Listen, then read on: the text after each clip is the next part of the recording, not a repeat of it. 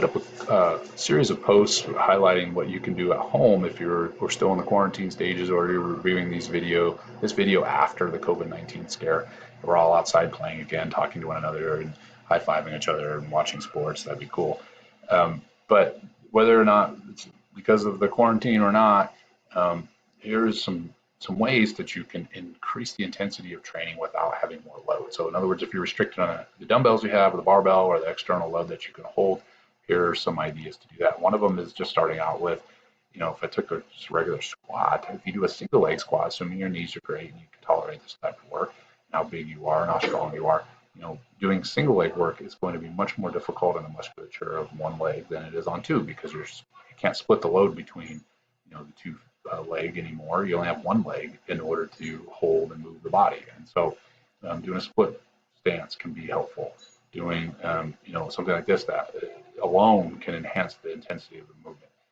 Elevating the back leg can increase the range of motion of the musculature. And so, I'm going to get more of a stretch on my quad and my glute than I would regularly, because my knee will hit the floor before I can get to these bigger angles, hip flexion, knee flexion, that would occur with regular split squat. And then I can also change the posture, perhaps, of an exercise. In this case, I'm going to lean forward, and the force vector of my big bulbous head is further away from my hip. And so I'm going to get more glute activation out of this one than I would necessarily have quad activation. But by doing this, make sure you hip hinging here. I slouch just a little bit, stretch your blades. But if you have dumbbells, it's going to pull you forward even more.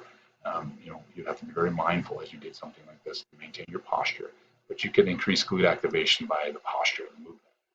Then I can change the tempo of the movement. So, in the world when I have lots of weights to work with, just adding more load is probably the better way to do this. The tempo work is fine and stretches, but it tends to be over time that the load is not heavy enough to curb changes in muscle strength and muscle size. So, now if we're doing eccentric with super maximal loads, that's different, but I'm not coming back up from that. I'm going to drop that out from underneath that bar, or I have the weights to do it. Assuming here I don't, so I'm going to use the eccentric time under tension.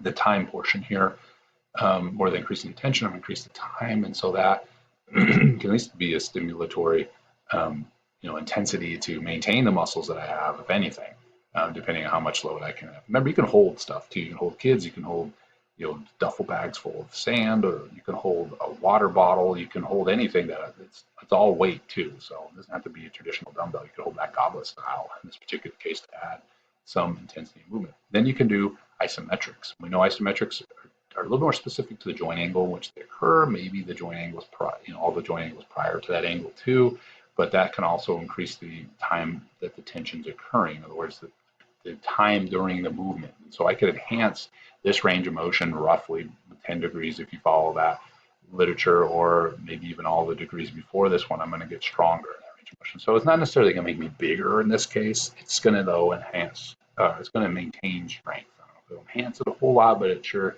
could go a long ways to maintaining strength. So both that eccentric ride down and the isometric. Make sure you're coming up as fast as possible every time in order to climb the size principal motor improvement and recruit those big fibers at least as much as possible. You don't want to be slow on the way up, especially if you think about strength maintenance. In particular, is trying to recruit those. Even if you're doing bodybuilding, there's that time and attention can be elongated through the eccentric, and not necessarily have to be elongated through the concentric portion. This is a weird little video I put up. This is about just flexing lats. The reason I did this is so many people are doing push-ups, push-ups, push-ups, push-ups. And that's great, but if we continue to push-ups, you're going to enhance internal rotation of that humerus, start to potentially get into this anterior tilt of the scapula, okay, forward head push. And if we're on the phone and on the computer even more than ever, whether we're working or doing whatever we're doing in quarantine, it's just going to push us into a more disadvantageous posture in the anterior scapular tilt. And so by activating the lats, getting that down and back posture, even if you don't have any weights, just by activating them, you create that mind-muscle connection.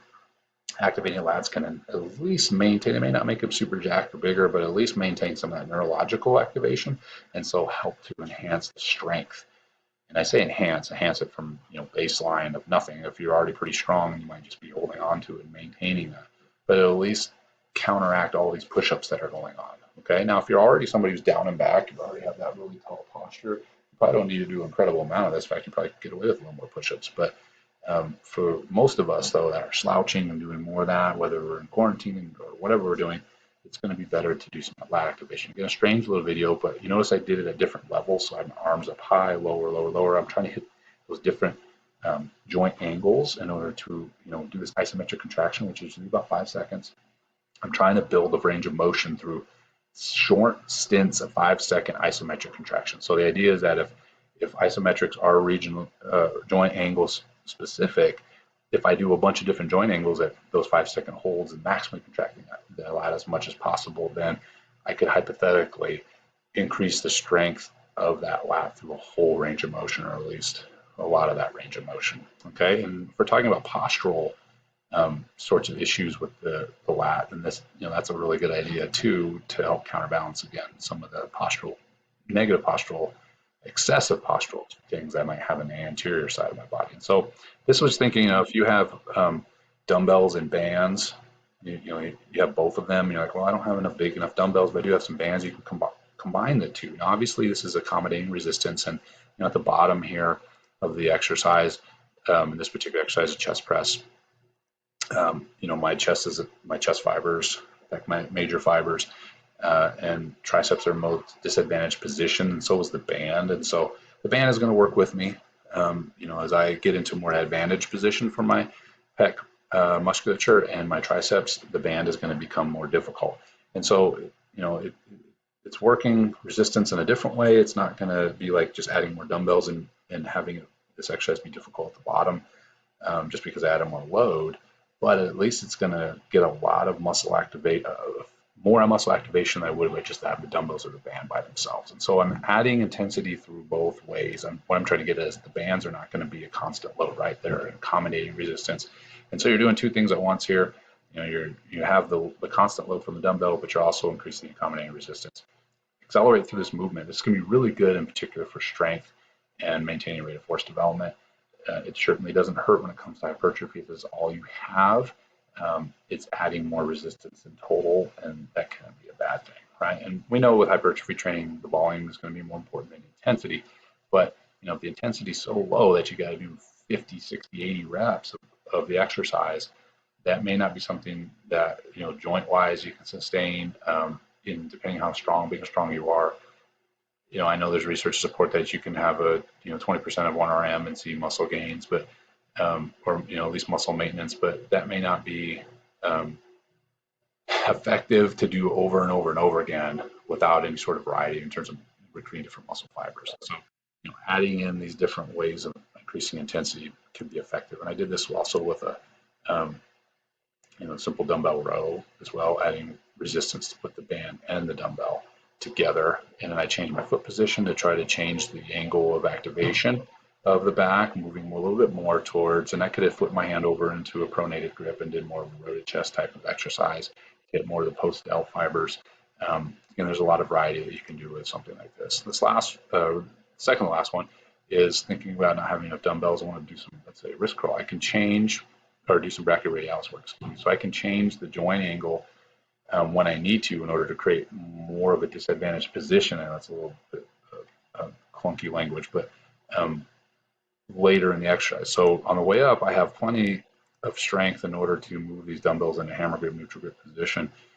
So my brachioradialis is not going to get as much work as it could if I would just have more load. Yeah, I could do more reps if I was thinking more hypertrophy, but I could also just flip my hands over in a pronated grip, put the muscle more at a disadvantageous position, really remove the biceps, a significant amount of the biceps contribution. And I use the word significant there. I don't know the exact statistical significance here. I'm using this more in a practical sense because of the way the insertion of the biceps now is wound around the radius, that I have to rely more on my brachioradialis now in order to do the work. So by flipping my hand over, that's increased the amount of muscle activation on the brachioradialis. So I went up with a more advantaged position, incorporating the biceps a little bit more. I don't have the load though in order to not do a whole bunch of reps with this, and so if I just flip the hand over mid rep, I can gain a disadvantaged position. So I gain a disadvantaged position in order to enhance the muscle activation of the brachioradialis. And then finally, this was a little Jefferson split squat. And I went a little fast here, but the point was that I can take a barbell only load and find a way to make it work. So I can throw this on my back, but this will be a lot easier in that position on my back than it is in this Jefferson, because it's in a position that's more like a deadlift type of position. So I'm going to have to pull it from the floor as opposed to having it stacked on my spine. And plus, I don't have a squat rack. And so what do I do? With an adequate load, an adequate plate load, I can do the Jefferson. I'm doing this barefoot, by the way, but I like to put in the blog, in the Instagram post, advocating. I like training barefooted, but I'm also in a very safe environment to do so. I don't advocate doing this in gyms, or if you're not in a place where you won't break a toe when you're walking around. So just be mindful that I'm not trying to push some weird agenda with barefoot training. It just so happened that I like to train barefoot in this little bitty room that I have some weights. So don't think that I'm saying you have to do that. But push the bar on the back leg, elevate the front leg to gain more range of motion, and not have the bar necessarily hit you vital parts. But I like this also because then you can do an Anderson type of movement, which is from a dead stop. So setting the blades here, pushing the bar against the thigh, and doing it from a dead stop. So now I'm thinking about rate of force development and recruiting muscle fibers as quickly as possible. This could be another way of using pauses and isometric holds, and really coming out of them, those hold times, whatever you select, with as high of a velocity of movement as possible. That can enhance, again, the way in which you recruit those bigger muscle fibers. Great for athletes that may need to train at home, but also great for recruiting more muscle fibers potentially, or maintaining muscle hypertrophy. I'm not saying these methods are going to necessarily build muscles, depending on how strong you are already. Let's assume that you're so strong you've outstripped the weights that you have, outstripped them, meaning that the weights are not going to get you in that rep range from 8 to 15 repetitions. You're going to be well outside of that. These are ways, though, that you can, changing the speed of movement, from a dead stop, changing the way you position your body, one leg versus two legs, uni versus bilateral. These are all ways and strategies that could be utilized in order to enhance the intensity, to get it more into that, closer to that range, perhaps at 8 to 15 range, as opposed to scaling up to 30 reps. I'm not saying 30 reps isn't effective at building muscle mass, but the inability to go up and down the repetition continuum, is going to limit the amount of hypertrophy that could be built. But in a time like this, it might just be about maintenance, and so it's going to also limit the ability to maintain those muscle fibers. I'm not saying it won't. I don't have an exact number to say how much it won't. It's better than doing nothing, but if we can do some things to adjust, to work with what we have in terms of the loads we have available, why not do them in order to create more variety in the load, and therefore, if not build muscle mass, maintain it. And certainly when it comes to strength and rate of force development, there are things that can be done, like this Anderson here, that can position the body in such a way that rate of force development and strength might not fall off that much at all. Hypertrophy a little more in danger, but strength and rate of force development may not be in that big of a danger if you utilize some of these techniques. Okay, so hope you find these valuable. There's more, lots of ways to do this. I just wanted to cover a smattering of these that might be useful for you if you're at home, or if you're watching this video and we're not in a quarantine anymore, but you would like to utilize what you have around the house without having to buy a home gym necessarily. Okay.